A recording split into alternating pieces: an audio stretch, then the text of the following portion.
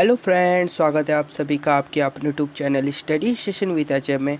तो फ्रेंड्स, आज हम RBC class 10th Sanskrit chapter number 9 यानी नवम पाठ को स्टार्ट करेंगे।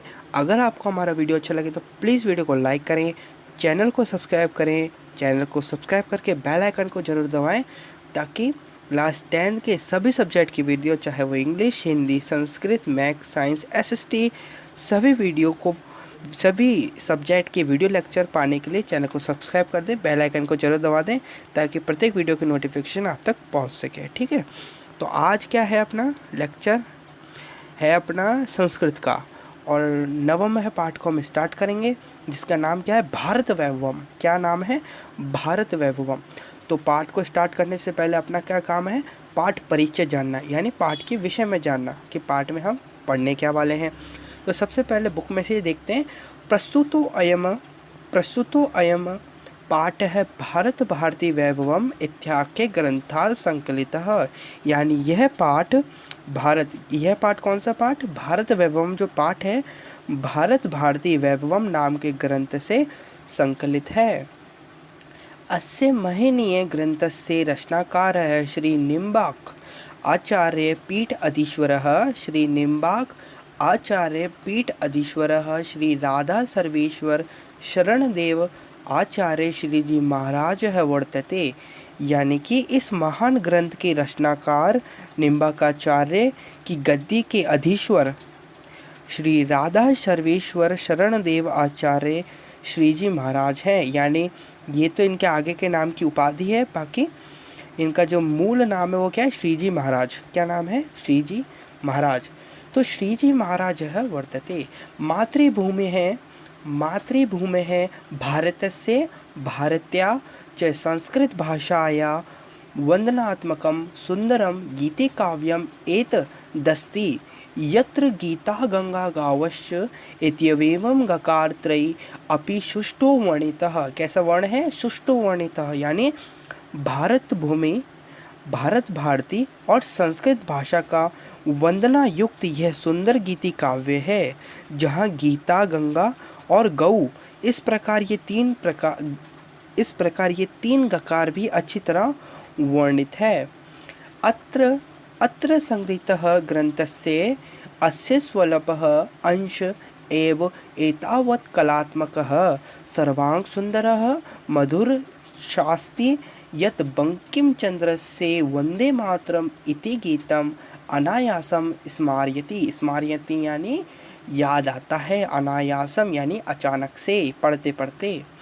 यानी पूरा यदि हम देखें, यहाँ पर संग्रहित इस ग्रंथ का छोटा सा अंश ही इतना कलात्मक, सर्वांग सुंदर और मधुर है कि बंकिम चंद्र का वंदे मातरम गीत को अनायास स्मरण कराता है। तो भैया इतनी तारीफ हो रही है तो पढ़ना तो बनता ही है। चलिए फिर भारत वैभवम को स्टार्ट करते हैं। पहले श्लोक से स्टार्ट करते हैं। वंदे नितराम भारत वसुधाम, वंदे नितराम भारत वसुधाम दिव्य हिमालय गंगा यमुना सरयू कृष्णा शोभित सरसाम। ठीक है ना?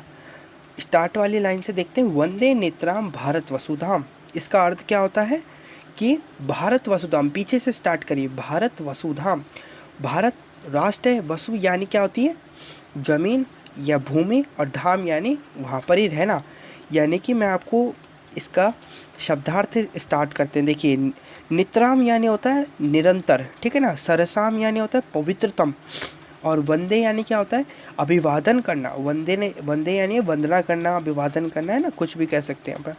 तो वंदे नेत्राम भारत वसुधाम दिव्य हिमालय गंगा यमुना सरयू कृष्ण शोभित सरसाम। यानी इसका अर्थ क्या हुआ कि मैं कौन? श्री जी महाराज सुंदर गिरिराज हिमालय गंगा यमुना सरयू और कावेरी से पवित्र भारत भूमि को निरंतर अभिवादन यानी उसकी वंदना करता हूँ।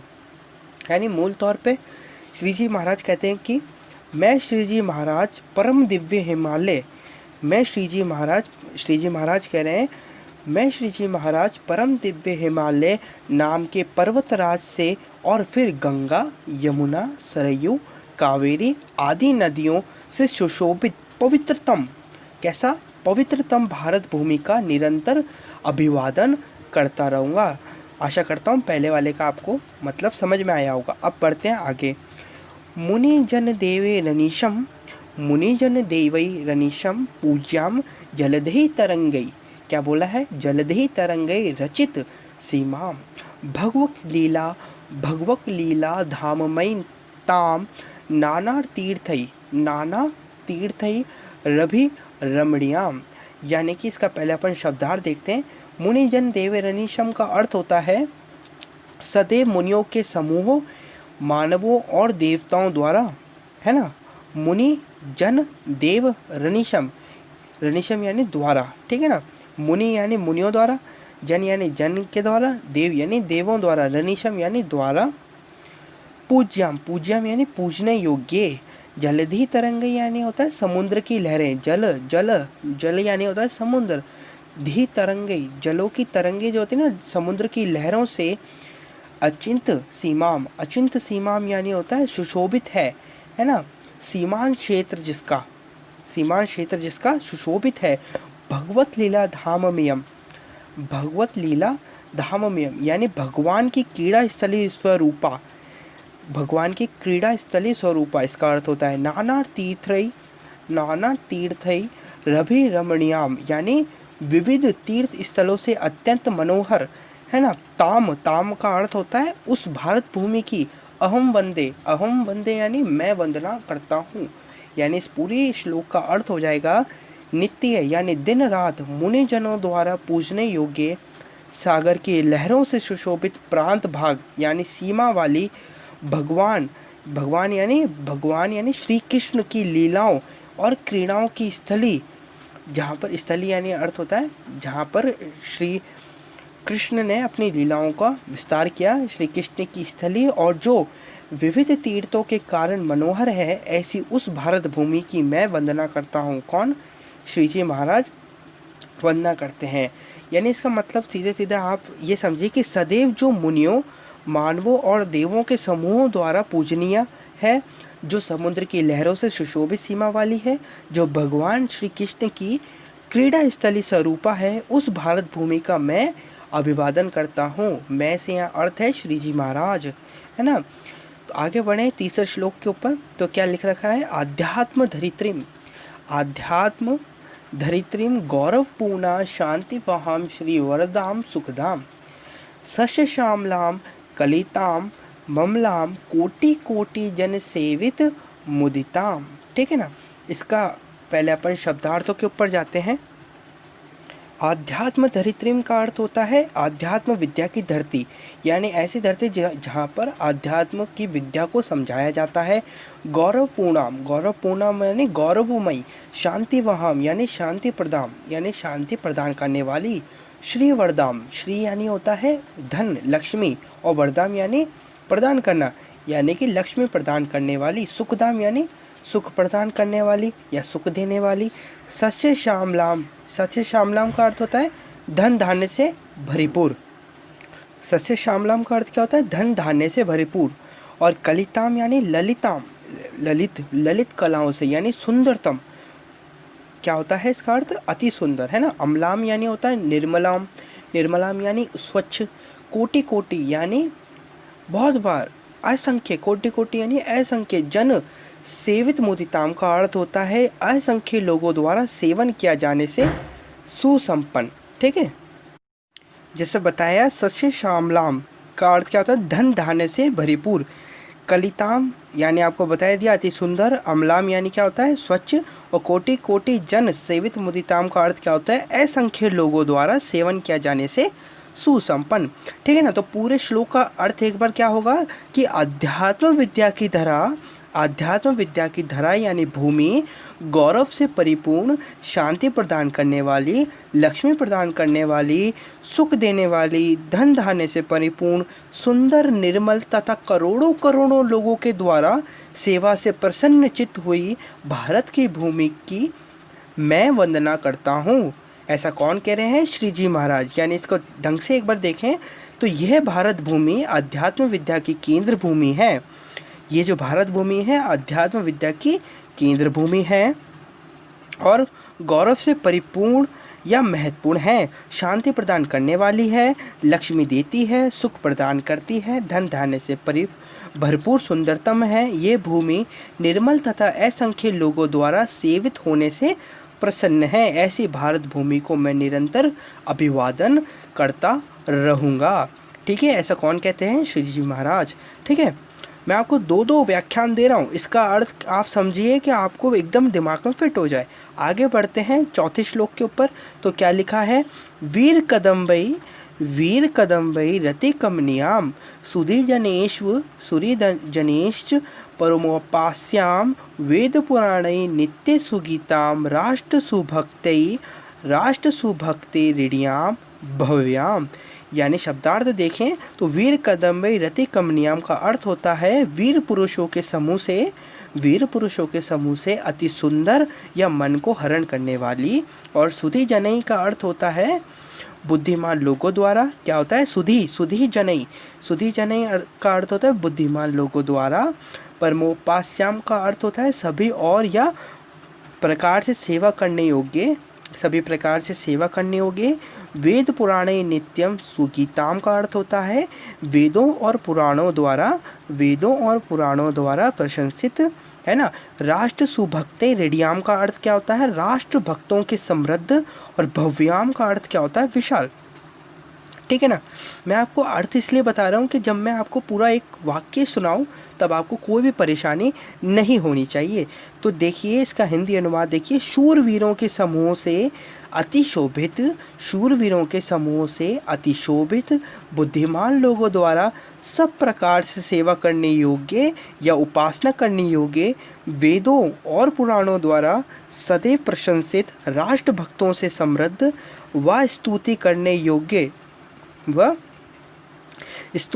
योग्य विशाल उस भारत भूमि को मैं निरंतर अभिवादन करता रहूँगा। यानी कि श्री जी महाराज क्या कह रहे हैं? वीर पुरुषों के समूह से सुशोभित, बुद्धिमान लोगों द्वारा सब प्रकार से सेवा करने योग्य, निमग्न और पुराणों द्वारा प्रशंसित, देशभक्तों से समृद्ध और संसद तुल्य या परिपूर्ण विशाल भारत भूमि को मैं प्रणाम करता हूँ। ठीक है, अब लास्ट एंड फाइनल फिफ्थ जो हमारा श्लोक है वो क्या है? नाना रत्नई मणि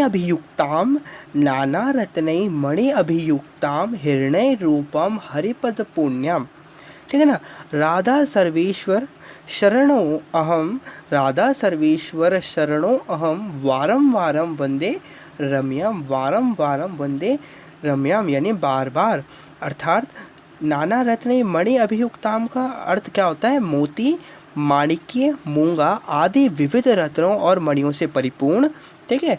हिरण्य रूपाम का अर्थ क्या होता है? सोने जैसे रूप वाली। कैसे? सोने जैसे रूप वाली, जिसका रूप कैसा हो? सोने जैसा।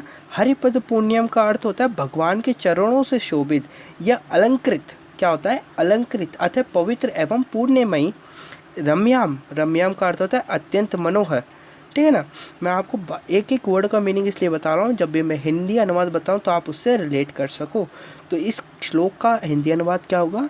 अनेकों मोती, माणिक्य, मूंगा आदि विविध रत्नों और मणियों से परिपूर्ण स्वर्ण स्वरूपा भगवान के चरणों के रखने से पवित्र परम मनोहर उस भारत वसुधा का अर्थ क्या होता है? उस भारत भूमि को राधा सर्वेश्वर की शरण में गया मैं यानी ग्रंथकार बार बार प्रणाम करता हूँ, है ना। बार बार अहम लिखा है ना यहाँ पर, देखिए श्लोक पे ध्यान दीजिए। श्लोक में देखिए सेकंड लाइन में क्या लिखा है? राधा सर्वेश्वर शरणो अहम।